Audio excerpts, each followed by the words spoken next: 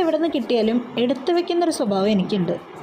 ആവശ്യമുള്ളതാണോ ഇല്ലാത്തതാണോ അതൊക്കെ പിന്നത്തെ കാര്യമാണ്. പക്ഷെ കിട്ടിയോ ഞാനത് എടുത്തു വയ്ക്കും.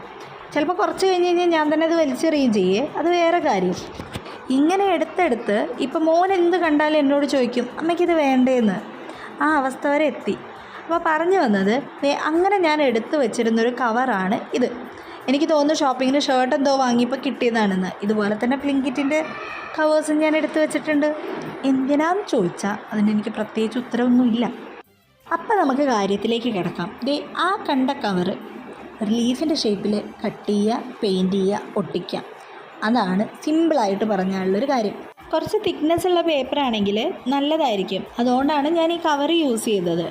ഫ്രെയിമിനായിട്ട് നമ്മുടെ ബാംബൂ സ്റ്റിക്കില്ലേ, അതിൻ്റെ അറ്റത്ത് ആ ഷാർപ്പ് പോയിൻ്റ് ഉള്ളത് അത് നമ്മൾ കട്ട് ചെയ്യുകയാണ് ചെയ്തത്. എന്നിട്ട് എല്ലാം സെയിം ഷേപ്പിലാക്കിയിട്ട് ഒരു റെക്റ്റാങ്കിൾ ഷേപ്പിലേക്ക് ഗ്ലൂഗൺ യൂസ് ചെയ്തിട്ട് സ്റ്റിക്ക് ചെയ്യുകയാണ് ചെയ്തത്. സ്റ്റെമ്മായിട്ട് നമ്മൾ യൂസ് ചെയ്തത് ഫ്ലവേഴ്സൊക്കെ ഉണ്ടാക്കാൻ യൂസ് ചെയ്യുന്ന കമ്പിയാണേ.